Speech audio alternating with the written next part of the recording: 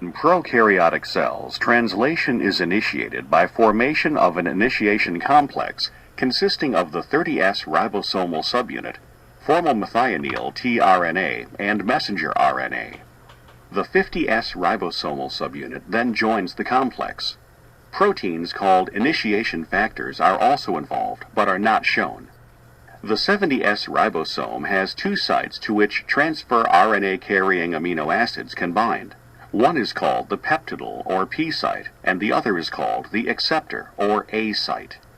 There is also a third site called the exit, or E site, where transfer RNAs are released.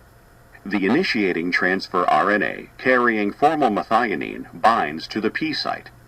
A transfer RNA that recognizes the next codon and carries the second amino acid then moves into the A site. The formylmethionine carried by the transfer RNA in the P site is then joined to the amino acid carried by the transfer RNA that just entered the A site by a peptide bond. The ribosome now advances a distance of one codon, and the transfer RNA that carried the formylmethionine is released at the E site. A transfer RNA carrying the next amino acid now moves into the A site, where the anticodon on the transfer RNA matches the codon on the messenger RNA. The ribosome shifts down by a distance of one codon.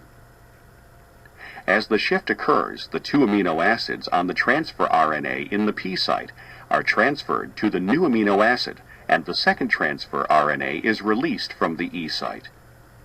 The ribosome continues to move along the messenger RNA, and new amino acids are added to the growing polypeptide chain.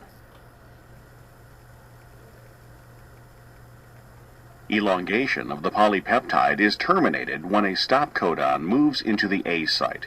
A stop codon does not specify an amino acid and does not have a corresponding transfer RNA.